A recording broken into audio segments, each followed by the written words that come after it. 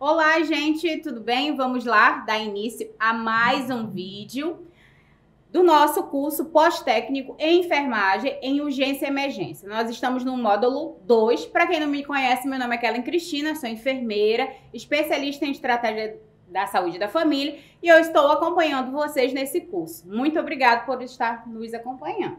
Vamos lá? E hoje nós vamos falar sobre anatomia, fisiologia relacionada à urgência e emergência da mulher e do recém-nascido. Para quem me conhece, já teve aula comigo, sabe que eu sou apaixonada, né, por saúde da família, por saúde da mulher, saúde da criança, saúde do adolescente. Então esse tema é um tema muito agradável, tá? Um tema bem tranquilo e com certeza a gente vai conseguir desenrolar bem legal. O nosso tópico 1, nós vamos falar sobre essas emergências relacionadas à mulher e o recém-nascido. E vamos lá para o primeiro tópico. Vamos entender primeiro, nós temos que entender a fisiologia feminina, né? Vamos começar a entender aí os nossos órgãos genitais internos. Os órgãos genitais internos femininos estão coletivamente, né? São ali coletivamente chamados de vulva ou pudendo feminino. Como vocês podem visualizar na imagem, né, nós temos vários, né, temos o clítoris, aí temos o corpo do clítoris, a glande do clítoris. Então, todas essas estruturas fazem parte, tá, do coletivo que se chama vulva ou pudendo feminino. Os órgãos, esses órgãos, eles são, agora nós vamos entender os órgãos externos, ok? As estruturas que compõem o pudendo feminino, vulva, incluem, número 1, pubis, lábios maior, né? São os lábios maior e o menor, pudendo, clítoris, o prepúcio e o períneo. Tudo isso faz parte da nossa anatomia, tá? A anatomia feminina, ela é muito ampla, né? Porque nós temos muito mais órgãos do que os homens, né? Nós temos mais hormônios, nós temos mais variações de hormônios, né? Nós falamos isso em saúde da mulher. Quem teve aula comigo sabe que eu expliquei detalhadamente todo o período, todo o ciclo que nós passamos por esse processo, né? Que é um processo que nem todo mundo consegue entender, mas que ele é real. O monte de pubis é uma proeminência ali, né, que tem vários nomes que se pode dizer, mas somos técnicos e nós vamos falar o nome técnico, ok? Monte de pubis é a proeminência ali, tá? Uma camada arredondada e elevada, formada por tecido adiposo. Quem lembra o que é tecido adiposo? Gordura, tá? Simplesmente uma camadinha de gordura ali, que se situa sobre a sínfise púbica. Então, é aquela camadinha de gordura ali, tá? Que protege também, né? Os lábios do pudendo. Os grandes lábios ou maiores do pudendo, que são relativamente grandes e carnudos. São comparáveis ao escroto do sexo masculino. Então, é como se estivesse protegendo, tá? Nós temos várias camadas, tá? Todo órgão, ele usa várias camadas para proteger. Porque nós temos um canal que, através desse canal, pode entrar qualquer tipo de fungo, bactéria, né? E aí, o nosso corpo, ele é muito inteligente e ele vai usando ali de várias, né, camadas ali para proteger. Os pequenos lábios ou lábios menores do pudendo consistem em uma delicada prega interna, tá? Sem pelos, sendo muito pequeno ou até com 5 centímetros de largura. Então, é internamente, tá? Os grandes lábios fora e os pequenos dentro, como vocês podem visualizar na imagem aí ao lado. Então, é bem facinho de identificar. O períneo é a parte mais posterior do órgão genital feminino, que é a parte externa, tá? Essa aí fica localizada entre a vulva e o ânus, naquele canalzinho ali, tá? Bem no finalzinho, entre o iniciozinho ali da entrada do canal vaginal, tá? pro ânus ali. É por isso que as meninas têm que ter muito cuidado na hora de fazer a sua higienização. Lembrando que não se limpa vagina internamente, tá? Só se limpa externamente. Não precisa você limpar lá dentro, colocar o dedo para limpar, não precisa, tá, gente? Infelizmente, né, ainda existe aí uma parcela de mulher que ainda tem esse hábito, mas não se pode fazer isso porque você começa ali a levar bactéria, né, e começa ali a tirar a proteção da sua vagina. E também na hora de limpar, as meninas têm que tomar cuidado. Porque se você limpar de forma errada, você pode trazer o quê? Bactéria do ânus para a vagina. Então, você tem que tomar um cuidado. O ideal é acabar de fazer suas necessidades fisiológicas, é tomar um banho, justamente para evitar esse tipo de contaminação. Vamos falar sobre o períneo, né? Esse períneo ali, ele é a parte mais posterior dos órgãos genitais femininos. Externo, essa região externa está localizada entre a vulva e o ânus. O períneo é composto de uma pele minúscula e fáscia. Então, vamos lá. É bem pequenininho, gente, tá? É bem pequenininho. Na hora, esse períneo ali, tá? Ele é uma parte bem delicada, tá? Que tem uma sensibilidade também. Tem que ter bem cuidado. Também as meninas que são na hora de fazer a higienização, que é bebezinho, tá? As mulheres com um bebê pequeno tem que estar com as unhas pequenas para não machucar a criança, ok? Os órgãos femininos externos, que vamos lá falar sobre o tão, né, digamos que polêmico clítoris. Vamos lá entender, mulherada? A única função do clítoris clítoris, é dar prazer à mulher. É a única função que ele tem, ok? Também tem literaturas que falam que ele é um pênis que não se desenvolveu. É um pênis minúsculo, tá? Tanto que ele tem, né, a partezinha ali tipo como se fosse uma capinha que você tem que fazer a higienização também, tá? Porque se você não higieniza, igual como se fosse o pênis, ele também vai ficar com odor, com um mau cheiro, tá? Também precisa se fazer essa higienização. O clítoris é uma pequena massa cilíndrica de tecido erétil e nervo. Então, ele é o quê? Só tem terminações nervosas. A função do clítoris é puramente erógena, somente para dar prazer. A única função dele é essa, tá? Lembro que quando eu estava ministrando uma aula de saúde da mulher, tinha uma aluna que achava que o xixi saía pelo clítoris, né? Gente, a mulherada tem que se conhecer, tá? Isso aí é o básico. E principalmente os profissionais da área da saúde. Nós temos que nos conhecer, porque se a gente não se conhece, a gente não tem a capacidade de passar esse conhecimento. Vamos lá entender. A maioria dos componentes do clítoris situa-se sobre a pele e o tecido conjuntivo da vulva. A estrutura ali, tá? Vocês estão vendo na imagem, com certeza vocês estão com material didático. É uma estrutura bem clara, tá? De se entender. Não tem muita coisa complicada e é bem facinho de entender isso aí. Os órgãos genitais internos. Vamos entender ali, a gente já passa ali para os órgãos internos, que também eu quero explicar uma coisa para vocês, tá? Os órgãos internos femininos são vagina, útero, tubas uterinas, trompas de falópio e os ovários. Lembrando que, tá?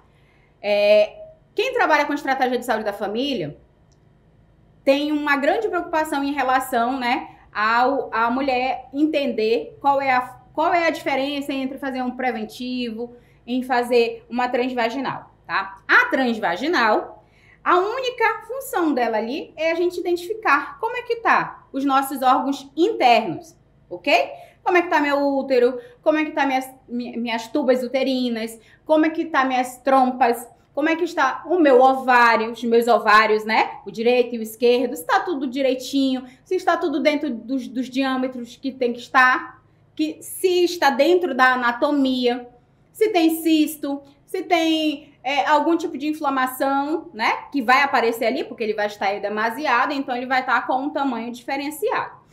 O preventivo, eu já consegui identificar doenças ginecológicas, tá? Que aí eu já vou conseguir identificar ali. Também, eu posso identificar por sinais e sintomas, mas também por conta da coleta, né? Eu vou identificar Gardnerella, candidíase, tricomônias e as demais que nós estudamos isso lá em saúde da mulher. Essa estrutura se desenvolve e atua de acordo com as influências hormonais. Lembra que eu falei lá no início dos hormônios? Específicas que afetam a fertilidade e a gravidez. Nosso período, né? Toda mulher tem um período ali, que geralmente tem mulheres que têm um período, um ciclo de 28, outras mulheres têm um ciclo de 30 dias, e durante todo esse período, nós vamos passar pelo processo, né? Que é o processo de fertilidade, é o período fértil, o período em que a mulher está ali pronta para engravidar, quando o nosso corpo, né, ele solta ali os óvulos, ovócitos, que é para que ele seja fecundado. Isso tudo quem determina são os hormônios. Vamos lá entender sobre a vagina. A vagina recebe o pênis e os espermatozoides, ejaculados durante a relação sexual, e serve como passagem de saída para o sangue menstrual e para o feto durante o parto, se assim for um parto natural, ok? O útero é um órgão muscular localizado na parte superior da vagina, encontra-se atrás da bexiga e na frente do reto. Gente, o útero, ele tem um formatozinho ali de pera, né? E ali você consegue encontrar ali, na imagem você consegue identificar o corpo do útero, a vagina, que é mais embaixo ali, tá? O colo do útero, que a gente consegue visualizar muito bem quando você vai fazer uma coleta de preventivo, as trompas uterinas e os ovários ali, que são os dois, tá? Existem mulheres que podem ter alguma intercorrência, e aí elas acabam que perdem uma trompa, um ovário, né? E ficam só com uma trompa e só com um ovário. Professor, e aí? Nunca mais engravida? Pode engravidar. Tem mulheres que conseguem mesmo assim engravidar só com uma trompa e só com um ovário, tá? É possível sim. O útero está ali ancorado em sua posição do 8º ligamento, embora não esteja firmemente preso ou aderido a qualquer parte do esqueleto. Então, significa que ele fica ali soltinho, né? Diferente de outros órgãos. O colo do útero é a parte inferior do útero. Abre-se para a vagina e tem um canal que possibilita a penetração do espermatozoide no útero e a saída da secreção menstrual. Lembrando que existem mulheres que têm o colo do útero com vários aspectos, tá? Tem mulher que tem um colo do útero bem visível, que você consegue bem identificar. Tem mulher que tem um colo do útero transverso, está lateralizado. Então, isso também, durante a coleta, pode ser um incômodo, tá? Porque a gente vai tentar identificar e a gente vai ter que estar movendo ali, tá? Para identificar esse colo do útero. Não é porque a gente precisa mexer porque quer, mas a gente precisa identificar esse colo até mesmo para fazer a coleta. Vamos lá, então, entrar agora para falar sobre as tubas uterinas, anteriormente chamada de trompas de Falópio e também conhecidas como ovidutos. Olha só como vai mudando, né? Como a ciência ela vai descobrindo novas nomenclaturas. São estruturas cilíndricas, ocas, que se estendem ali, né? Que de 5 a 7 centímetros a partir das bordas superiores do útero e do ovário. É bem facinho de identificar também, tá, gente? Ali, ó, no desenho. Essas imagens desse material estão maravilhosas. Vocês conseguem identificar de uma forma clara, tá? E quando vocês forem fazer a avaliação de vocês, se vocês estudarem por aqui, vocês vão tirar 10. Menos do que isso, vocês sabem que a professora não aceita, né? Ovário. Os ovários são uma parte de glândulas semelhante às glândulas com casca e são os órgãos de produção dos gametas na mulher. Ficam localizados ali na cavidade pélvica, baixa e de cada umbigo. Vamos lá. Ovário, ovário, canal da vagina, ok? Um de cada lado, mais ou menos ali na altura do umbigo, ok? Se vocês quiserem identificar, tá? Peguem ali, se sintam aqui, mais ou menos ficam nessa altura. Claro que cada anatomia é diferente da outra, então, mas basicamente é para estar assim. O funcionamento do sistema reprodutivo. Lembra que eu falei também sobre o nosso ciclo reprodutivo, né? Que o nosso corpo ali, ele está programado, tá? Todo mês a entrar nesse ciclo reprodutivo. O ciclo reprodutivo feminino é um processo complexo que envolve ali uma série de fatores que envolvem também, né? Os hormônios, envolve os nossos e mexe com tudo. As nossas emoções, né? Tem dias que a gente tá ali querendo matar tem dias que a gente tá bem chorosa, tem dias que a gente tá carente. Isso ali tudo faz parte do quê? Da nossa TPM, que é real, oficial, tá, gente? Existe, o nosso corpo, ele se manifesta, ok?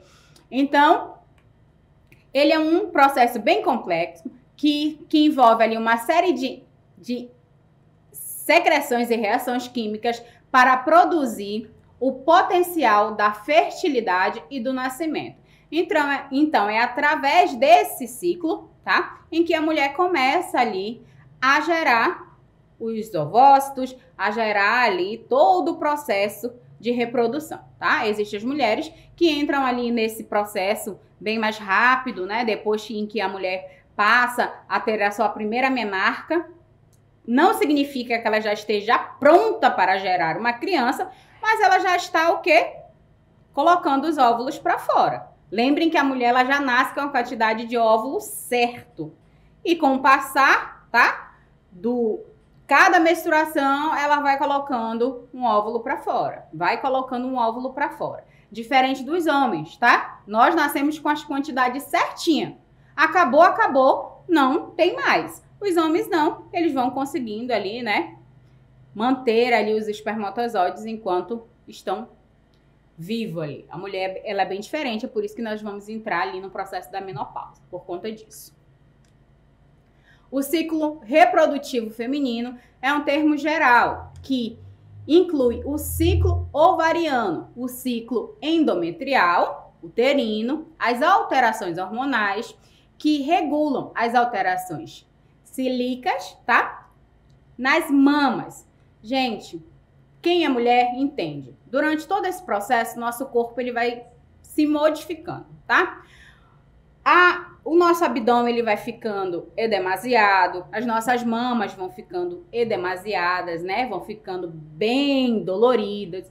Existem mulheres que relatam que as pernas vão ficando também edemasiadas. Então, isso tudo é o processo, né? O nosso corpo, ele vai se manifestando. Ele vai ali falando, olha, tem alguma coisa mudando, tá tendo uma mudança aqui dentro e eu estou mostrando que tá tendo um processo, né? O nosso corpo, ele é muito inteligente. Quando ele está bem, ele demonstra que está bem. Não estou dizendo que isso aí é porque o teu corpo não tá bom, tá? Mas é um processo que não é tão legal para as mulheres, né? Existem mulheres que não sentem nada, mas existem mulheres que sentem tudo, tá? Existem mulheres que ficam até incapacitadas de trabalhar, que sentem muita cólica menstrual. Então, isso aí também dificulta, né? Muitas coisas no processo das atividades em que ela desenvolve durante o dia. A ausência de fertilidade resulta em menstruação, a descamação mensal do revestimento uterino. Então, significa que liberou o óvulo, não foi fecundado, a menstruação vem, certo? Se foi fecundado, pronto, vai ficar lá e vai começar a gerar um feto, né? E daqui a pouco já começa a gerar uma criança, né? Um bebezinho. E aí começa todo outro estágio, em que é o processo em que a mulher vai ser mãe. Ela está gerando uma criança, que é um processo maravilhoso, que toda mãe sabe, né? Que também passa por vários estágios, né?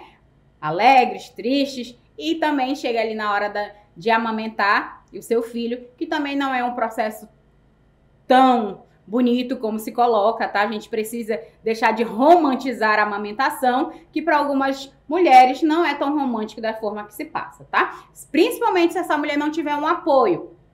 Hoje, nós temos dentro da nossa área profissionais que trabalham com isso, trabalham com o processo da amamentação. Como ensinar essa mãe a amamentar, justamente também para evitar que essa mulher tenha fissuras, que ela tenha mastite, então, para ajudar essa mulher durante esse processo. O ciclo ovariano. As mulheres nascem com um número pré-determinado de ovócitos, que são liberados dos ovários gradualmente ao longo dos anos, tá? Então, como eu falei anteriormente, nós nascemos com uma quantidade pré-determinada de ovócitos e que nós vamos liberando ali durante ao passar dos anos, e que num determinado tempo não se libera mais, e aí é quando a mulher vai entrar ali na menopausa, que é considerado menopausa quando se tem 12 meses consecutivos com a ausência do ciclo menstrual. Fora isso, ainda está entrando ali no processo, né? Está entrando no climatério. Enquanto não se tem 12 meses consecutivos com a ausência da menstruação, não se considera na menopausa. A primeira fase é a fase folicular. Essa fase é assim chamada porque é quando os folículos do ovário crescem e formam os ovócitos maduros. O objetivo dessa fase é produzir um ovócito para fertilização. Começa no primeiro dia do ciclo menstrual e é contínua até a ovulação, aproximadamente ali entre o 10º e o 4º dia. Então, sabemos que entre o 10º e o 4º dia, quem quiser engravidar, são os dias mais propícios para você tentar engravidar, que é o período em que a mulher está no período fértil, tá? Também que a mulher também consegue identificar isso. Nesse período, ali no período fértil, a mulher tem uma secreção que também sai da vagina, tá? Que é uma secreção como se fosse uma goma, fica bem liguenta ali, significa que ela está no período fértil. Essa fase ovulatória também, né? Na ovulação, o folículo maduro se rompe em resposta à quantidade de LH liberado em um ovócito maduro. Essa fase da ovulação, um ovócito maduro se rompe em resposta à quantidade de LH, liberando um ovócito maduro. Habitualmente, isso ocorre ali entre o 14º dia de um ciclo de 28 dias. Vamos lá. Para quem não faz o uso de nenhum tipo de contraceptivo, se você for fazer tabelinha, a tabelinha ela só entra nesse padrão aqui, tá? Habitualmente ali do 14º dia, se você tiver um ciclo de 28 dias. Se você tiver um ciclo de 30 dias, a gente já não pode ter essa certeza, ok? Então, cada mulher tem um ciclo diferente da outra. E o nosso corpo, a cada 2, 3 meses, ele dá uma variação ali, adianta um pouco, né? A tua menstruação vem uns 3, 4 dias antes ou atrasa um pouquinho. Então, é porque o nosso corpo, ele passa por etapas, né? Então, se você tiver um ciclo de 28 dias, habitualmente isso vai acontecer, ocorre ali no 14º dia. Se não, a gente não pode ter essa certeza. A fase lútea começa ali com a ovulação e dura até a fase menstrual do ciclo seguinte. Tipicamente ocorre ali entre o 15º e o 28º dia de um ciclo de 28 dias.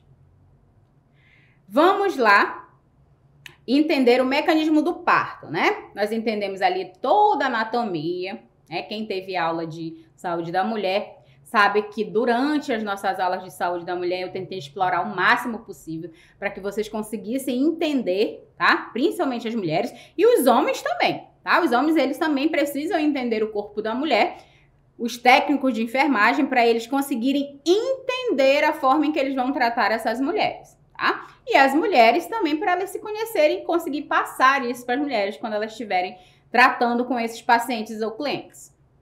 O tópico 1.2 fala sobre o mecanismo do parto. Vamos entender o mecanismo do parto. Eu digo que é um parto natural, ok? Não é um parto normal, é um parto natural. O períodos clínicos do parto. O primeiro período é o período de dilatação. Essa etapa, que abrange ali um intervalo de tempo entre contrações irregulares, passando a regulares, com modificações plásticas do colo uterino. E a completa, tá? Dilatação, desde-se ali se divide-se em latente e ativa. A completa dilatação são 10 centímetros. A cada período, você vai conseguindo dilatar um pouquinho mais, né? 1 centímetro, 2, 3. E aí, a gente tem ali o toque, né? É quando a gente consegue saber quantos centímetros de dilatação a mulher já conseguiu no período em que ela está ali no trabalho de parto. Existem mulheres que têm horas, ficam horas em trabalho de parto, e existem mulheres que são abençoadas, chegam, têm as suas, fazem ali, entram ali no trabalho de parto, no máximo 2, 3 horas, conseguem evoluir um parto ali bem rápido. Mas, infelizmente, existem mulheres que ficam no trabalho de parto até o último momento, dilata 8 centímetros e ali não consegue mais evoluir esse parto. E aí tem que fazer um parto cesáreo, tá? Lembrando que essa decisão, né, ela tem que ser da mulher. Hoje, graças a Deus, a mulher ela já pode decidir. O mais natural é que essa mulher tenha um parto, né? Natural. Por quê? Porque o corpo dela vai voltar mais rápido, né? O útero volta mais rápido ao lugar, o edema vai ser mais rápido, né? De voltar. Então, o processo todo, depois, acabou a dor, acabou, a mulher já pode levantar, andar. O risco de infecção também é bem menor. Se essa mulher já não for primigesta, né? Se for o primeiro filho, na maioria das vezes a gente tem que fazer aquele cortezinho, mas se ela já tiver outros filhos, nem precisa mais. Agora, o parto cesárea já é bem mais complicado, né? Essa mulher ali, ela vai ficar um pouco ali, mais de 45 dias. Tem mulher que sofre bastante depois, tem a anestesia, tem mulher que tem dor tem dor, cefaleia, né? Pós-cirurgia. Então, todo esse processo, né, é muito complicado. Mas a decisão sempre vai ser da mulher. A gente tem que respeitar a decisão dessa mulher. Tá? Lembrando em que quem sabe o que está passando é a paciente. A gente não pode interferir nessa decisão. É claro que cada mulher tem ali o seu poder, né, financeiro. Tem mulher que não vai conseguir fazer isso. E aí quem vai decidir vai ser mesmo o Sistema Único de Saúde, para que ela possa ter da melhor forma possível. Mas se essa mulher tiver a condição de decidir, a decisão vai ser dela. O período clínico do parto, né, está ali na fase latente, que durante variável é que fica ali caracterizada pela lenta dilatação do colo uterino até 3 centímetros. A atividade uterina torna-se mais irregular e intensa. Tá? Então, a gente vê a imagem ali, né, a gente consegue, anteriormente, se a gente for ver as outras imagens, a gente não tem dimensão de como nosso corpo, ele consegue pôr uma criança para fora, né? Mas nosso corpo, ele é inteligentíssimo, né? A mulher, ela já vem preparada para isso, né? A mulher, tem mulher que anatomicamente, ela é preparada para parir mesmo, tá? Mulheres que têm um quadril bem largo, as indígenas, elas têm uma facilidade maior de ter partos normais, por conta do quadril, da anatomia dela, que é diferente. Então, isso também ajuda bastante, tá? Podendo ali acontecer, né, 3 contrações a cada 10 minutos. Essas contrações ali, elas são dores intensas, em que a mulher precisa ter um apoio emocional, tá? Tanto dos profissionais em que estão acompanhando, quanto do seu parceiro, que ele também, tá? De acordo com a humanização, a mãe, ela tem direito de estar com o acompanhante de sua escolha. Professora, pode ser só o marido? Não, é a escolha da mãe. Se a mãe quiser ficar com a vizinha dela, ela vai ficar. Se ela quiser ficar com o marido, ela fica. Se quiser ficar com a mãe, fica. A escolha é da paciente, tá? Não cabe o profissional dizer, olha, você só pode ficar com seu marido ou você só pode ficar com a sua mãe. Essa não é uma escolha nossa, é a escolha do paciente. A paciente vai escolher e está dentro, tá, da humanização. Então, essa contração ali, ela vai acontecer a cada 10 minutos, embora a dilatação cervical e as queixas dolorosas não cheguem a provocar alterações significativas. Então, até 3 centímetros não tem muita diferença, né, na dilatação, mas essas dores elas começam a ficar mais intensas. O período ali na fase ativa, as contrações uterinas se tornam mais intensas ainda, podendo ocorrer ali 4 contrações em 10 minutos, começando com 4 centímetros. E terminando ali, tá, com 10 centímetros. Dura em média, tá, gente? Isso é média, não é certeza, ok? Não é uma regra. Cada mulher vai ter um parto ali de 8 horas. Tem mulheres que ficam 12 horas em trabalho de parto e tem mulheres que ficam 3 horas em trabalho de parto. Então, não é uma regra, ok? Dura em média 8 horas. No caso das mães que só têm um filho, tá? As primigestas, que são... E 5 horas das multíperas, tá? Das mulheres que têm mais de um filho.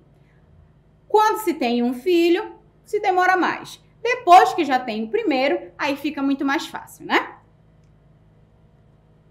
Vamos entender agora o estágio. O estágio de aceleração, que é a dilatação começa ali progressivamente, tá? Devagarzinho, né? Tem uma contração, aí tem um repouso, depois essa contração vem de novo, aí tem outro repouso, e assim ela vai passando por todo o processo, tá? O estágio de inclinação, que é a máxima, né? Aumenta-se a velocidade da dilatação, e o estágio de Diego, fala aí pra mim a palavra. Vou ter que falar de novo. Tudo bem. Fala a palavra pra mim repetir. Qual a palavra, mulher? A última. Dilatação? Não, o último, estágio de... Estágio de desaceleração. Eu não vou conseguir. Desaceleração. Fala pra ela que eu tenho um problema de dicção. Não, rola porque é muita informação. Rola. É. Estágio de desaceleração. Estágio de desaceleração. Pronto. Repete de novo. Desaceleração. Okay. Não, estágio de... Estágio de desaceleração. Vou falar devagar. Desaceleração. Isso. Tá. Vou começar de novo, porque senão tu vai ter que cortar muito. Respira, mano. Tá. O primeiro estágio ali, que é de aceleração, tá? A dilatação começa progressivamente. Então, bem devagar, e aí ela vai progredir. No segundo estágio, que é de inclinação máxima, aumenta-se a velocidade da dilatação. No terceiro estágio, que é o estágio de desaceleração, coincide com um fim da dilatação, ok? Então, cada estágio é um processo. Lembrando que, se for um parto natural, esse parto ele tem que ser humanizado, tá? Por favor, hoje já tem leis que protegem essa mulher. Violência obstétrica nunca mais, porque as mulheres elas têm direito, tá, de receber um bom atendimento. Lá no segundo período clínico é o período expulsivo, é quando se vai colocar esse bebê aí para fora, tá? O período expulsivo ocorre fenômeno mecânico com a descida e a rotação da cabeça dessa criança. Então, ela vai descer e aí, na hora do parto, vai se fazer uma manobra. O corpo, ele já ajuda, mas quando essa criança ela não faz essa rotação, o médico vai ajudar essa criança a fazer essa rotação, ok? Comumente se inicia no período de dilatação e vai até o período expulsivo. Tá? Então, esse bebê ele tem que estar cefálico, né? Para ter um parto natural. Senão, não tem como fazer um parto natural e aí vai ter que ter um parto cesáreo. No terceiro período, é o período ali de dequitação, que é quando a mulher tem um outro parto, que eu digo, né? Que vai ser quando vai tirar o quê? A placenta, que também tem todo um processo para essa placenta sair.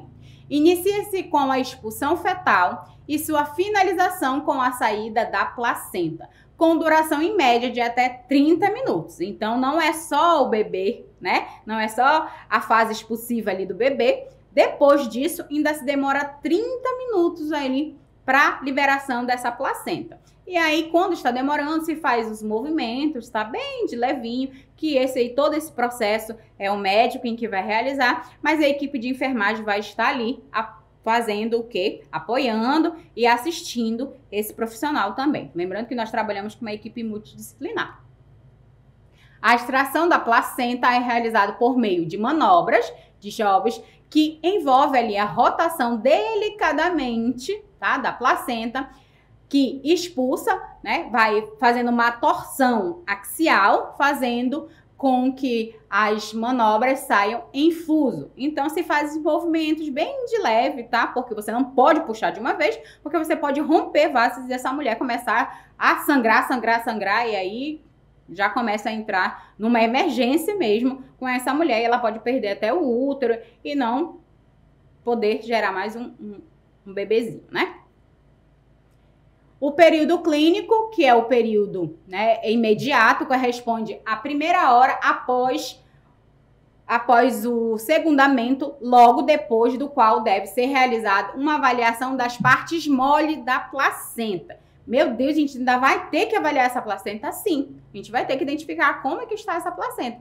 O aspecto em que está essa placenta, isso pode indicar muitas coisas, tá? Além disso, é preciso observar a hemostasia, tá? Como é que está esse sangramento após o parto? Uma resposta fisiológica normal do corpo para prevenir e interromper o sangramento, que gera um miotamponamento. Então, se essa mulher não está tendo uma boa coagulação, né, não está tendo uma boa hemostasia depois do parto, ela pode começar a sangrar, e aí ela pode ter um choque, né, durante esse período pós-parto, e aí ter uma emergência obstétrica, né? O que nós vamos falar daqui a pouquinho.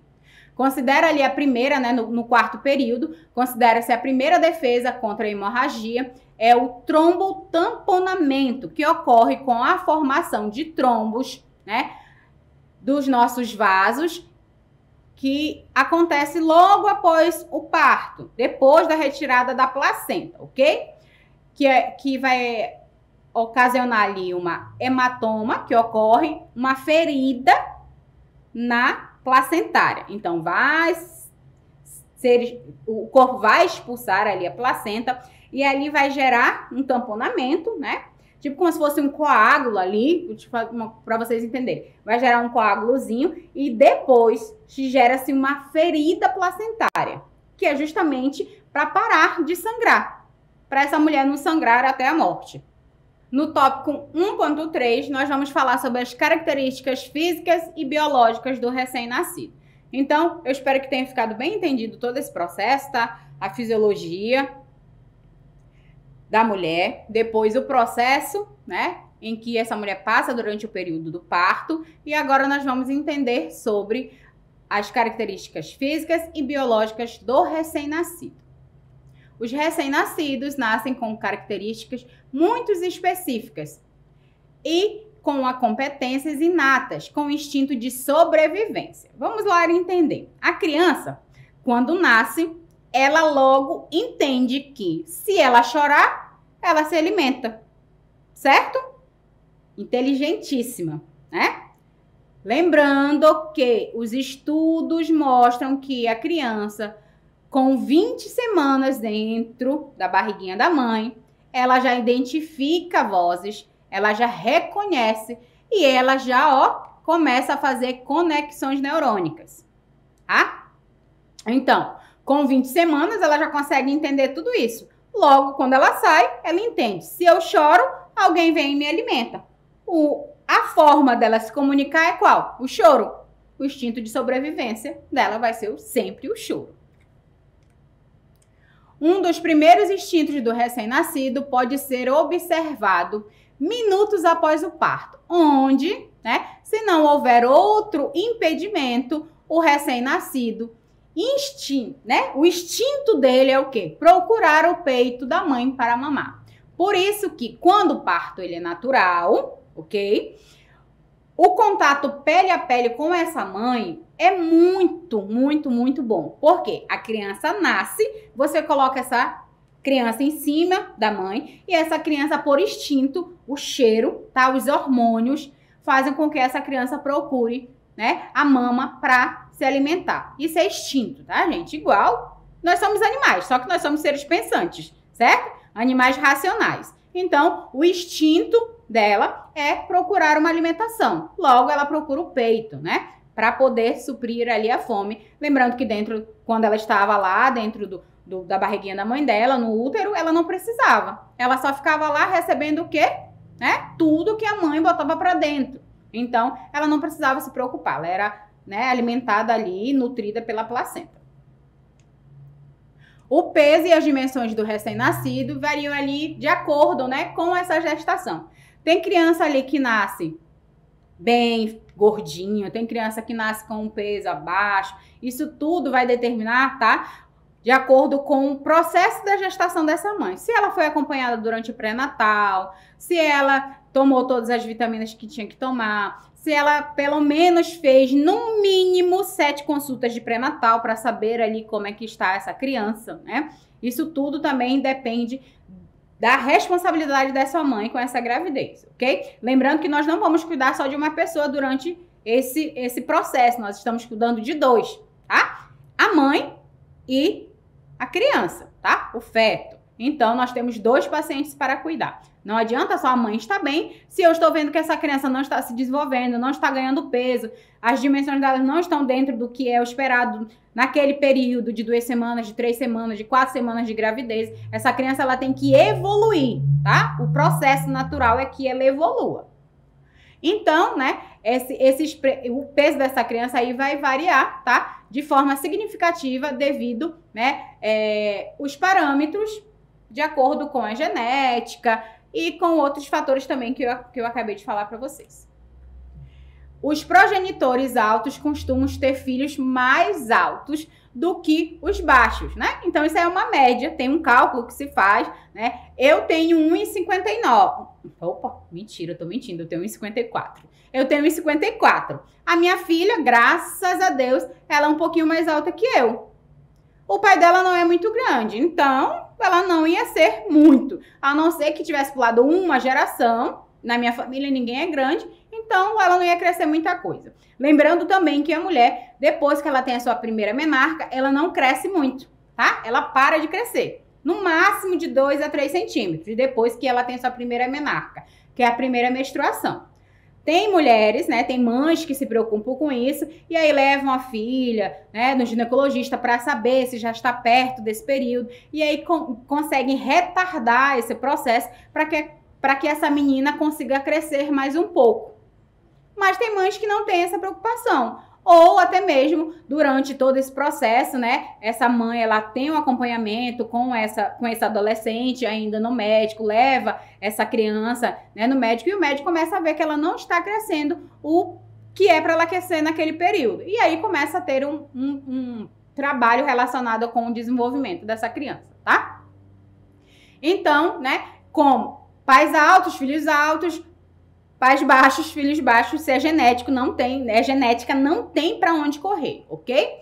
Mas também existem outros fatores, como eu falei, alimentação, a mãe, né? O hábito de fumar, possíveis complicações ao longo da gravidez. Se essa mulher tiver diabetes gestacional durante a gravidez, esse bebê ele pode nascer um bebê gig, que nós consideramos um bebê gig, uma criança que nasce muito grande, né? Com 5 quilos, são aqueles bebê bem grandão mesmo. É a mãe que teve diabetes gestacional. Então, tudo de glicose, esse bebê ele vai sugando, né?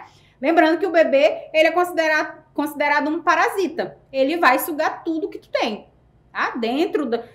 Tudo que tu tem, cálcio, sódio, tudo, açúcar, tudo que tu tiver, ferro, ele vai sugar, porque ele tem que sobreviver. Então, também ele é inteligente. Se tu não tiver colocando para dentro, você vai ficando fraca e você não tem como nutrir. Se o bebê não tiver de onde tirar, ele não se nutre. E aí, entra nesse processo aí que a criança não nasce de acordo com o peso, não nasce com o tamanho que é para nascer durante esse processo do nascimento dessa criança, ok? entre a 37 e 32 semanas, lembrando que uma gravidez ela pode durar até 32 semanas. Mais do que isso, o bebê ele já entra ali em processo de sofrimento, né? Então não pode passar mais do que isso, tá? Entre 37 e 32 semanas, essa criança ela pode nascer, ela está pronta para nascer. Não quer dizer que antes disso essa criança não esteja, tá? Mas o que é o normal é entre 37 e 42 semanas de gravidez. Os recém-nascidos costumam pesar ali entre 2,5 e 4 quilos em média, tá? Em 3,5 também e 3,250, dependendo do caso, tá? Entre os valores citados, considera-se que o peso é normal. Existem outros fatores, tá? Que estão ligados também nisso, tá? Uma mulher que ela não se alimenta bem, ela não leva nutrientes para essa criança não vai se desenvolver. Uma mãe com uma gravidez, né, com diabetes gestacional, a criança vai nascer muito grande. Então, esses valores aí, eles vão ser diferentes, ok? Se inferior a 2,5 kg, tá? Considera-se um recém-nascido que está com baixo peso.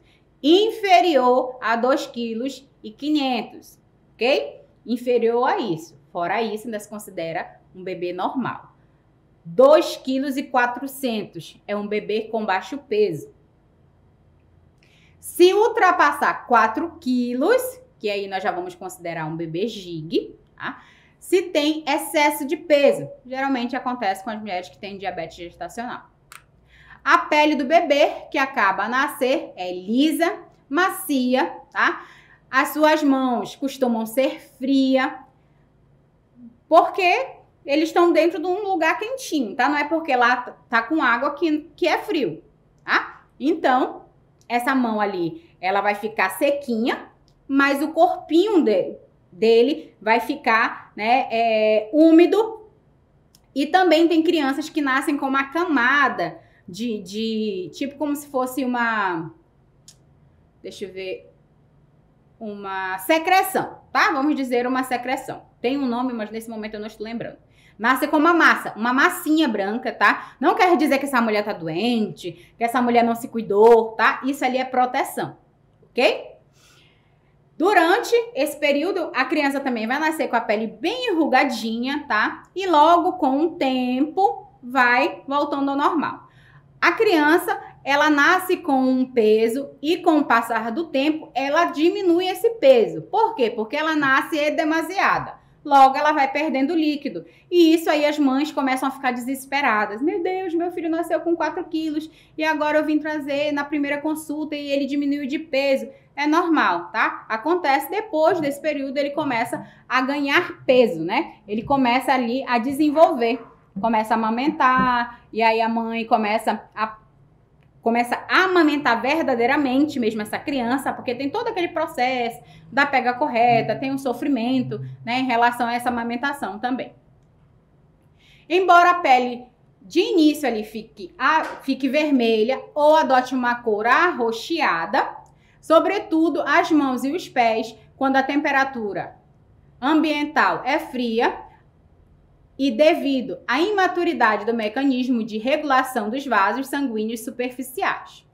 De fato, a pele do bebê encontra-se, após o nascimento, revestida por uma substância esbranquecida, tá? Denominada vernix. Era isso que eu estava querendo lembrar, tá? Canceosa, especialmente abundante ali nas pregas, na pele aqui, tá? Aqui nessas preguinhas que ficam ali, porque o bebê ele fica encolhidinho, né? Dentro do útero, então vai acumulando aqui, tá? Entre os braços, aqui nas dobrinhas das pernas, então fica ali nas pregas.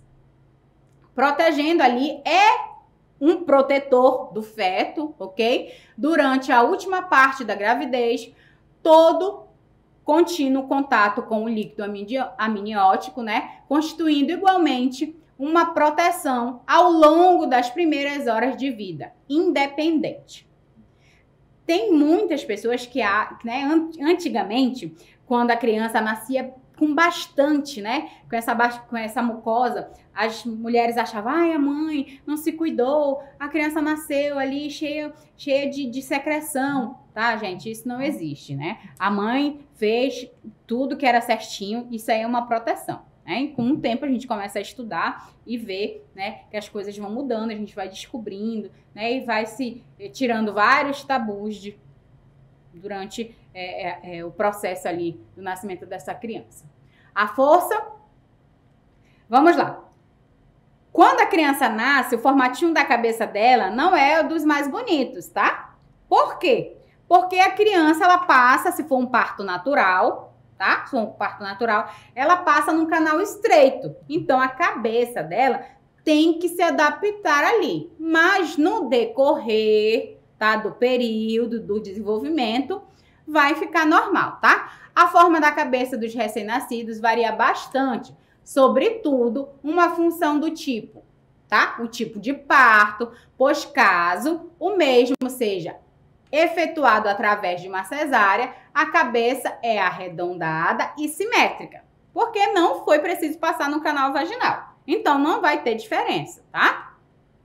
Enquanto que, após um parto vaginal, costuma-se estar deformada, muitas vezes alongada, tá? Devido à compressão sofrida durante a sua passagem pelo canal do parto, tá? Então, é estreito, o nosso corpo, ele se adapta, tá? E o bebê, ele nasce todo molinho, justamente para esse processo do nascimento, que é o trabalho de parto. O rosto do bebê, sobretudo, e o nariz e o queixo costumam se apresentar pequenininhos, ele fica bem pequenininho, né? Pontos esbranquiçados, do tamanho de uma cabeça de alfinete, correspondente ali a acúmulos de secreções nas glândulas sebáceas. Então, tem criança, né, que nasce com o olho bem cheio de secreção, né? O nariz fica também. Tem criança que nasce, né, fica com secreção, tem que ficar limpando, aspirando esse bebezinho. Mas isso tudo com o tempo a criança vai se adaptando, tá? E aí, essas secreções que ficam, essas glândulas, né, sebáceas, que elas são denominadas como milhões, pequenos cistos que desaparecem espontaneamente, tá? De acordo com o fim de semana, com as semanas que foram decorrendo. Também, tá, gente? O que nós temos que entender é que uma criança recém-nascida, ela ainda não tem os seus próprios anticorpos, tá? Os anticorpos que ela tem são da mãe, ok? Com o passar do tempo que ela vai começar a desenvolver o dela. O que ela tem no corpo dela ainda são da mãe. Quando essa criança nasce, o máximo que ela puder evitar de estar se expondo, melhor. Tá? Eu sei que quando nasce uma criança, todo mundo quer ir olhar, todo mundo quer conhecer, quer saber se, ai, parece com quem isso, mas por favor, né, as pessoas inteligentes respeitam esse processo, tá? Criança recém-nascido tem que ser visitada depois de um mês, ok? Que essa criança ali já vai estar bem melhor, a mãe já vai estar melhor, a não ser que se vocês queiram ir lá para ajudar a mãe, beleza? Mas se nós for só para olhar a criança, por favor, esperem um pouquinho para vocês fazerem essa visita, tá? Ao longo dos períodos dos dias de vida, o recém-nascido costuma dormir a maior parte do tempo. Isso aí é um problema para as mães, tá? Como o relógio biológico dessa criança na barriga era um e fora é outro, tem mãe que não consegue dormir bem, né? Tem criança que passa o dia inteiro dormindo, que esse era o costume dentro da barriga, e à noite acordada. E aí a mãe tem que se adaptar a esse relógio biológico dessa criança. É onde começa o sofrimento, né? Logo, que é o puerpério, que não precisa ser romantizado como é. É um processo bem difícil para as mães, tá? Então, ao longo desse período ali, o bebê ele costuma dormir a maior parte do tempo, alternando, né, os períodos de 3 a 4 horas de sono com outros meia hora, cada meia hora de vigília. Já que normalmente, né, a perda de líquido é bem rápido. Então, ele mama, fez 2 xixi, acabou. ele já tem que mamar de novo. Então, tem crianças que mamam de 3 em 3 horas, de 4 em 4 horas, e aí vai depender de como for o processo em que se faz da criança e da mãe. Lembrando que a criança precisa ter alimentação com aleitamento materno exclusivo até o 6º mês, livre demanda. A hora que o bebê quiser mamar, a mãe tem que botar essa criança para mamar, tá? Existem vários gestos em que a criança faz quando ela está com fome. Quando ela está com a mão cerradinha, assim, fechada, significa que ela está com fome, está agitada. E aí ela quer mamar. Começa a chorar e fica bem agitadinha, a mãozinha dela fica bem fechadinha. Quando ela está mamando e ela começa a ficar com a mãozinha bem abertinha e logo ela vai começar a mamar e ela solta o braço, significa em que ela já está satisfeita e aí é hora dessa mãe, né, tirar essa criança do peito e colocar colocar ela, né, para arrotar, como as pessoas falam, e aí você coloca essa criança para dormir, tá? Lembrando que cada mãe tem uma rotina, não significa que eu faço de um jeito que a outra mãe tem que fazer do mesmo jeito, tá? Então, cada família tem a sua forma de educar os seus filhos e nós, como os profissionais da saúde, nós temos que respeitar. A relação do bebê com o mundo exterior, durante esta época, baseia-se especialmente, né, essencialmente, no contato que mantém com a mãe quando está se alimentando, né? Esse contato com a mãe e com o bebê é um processo muito especial, tá?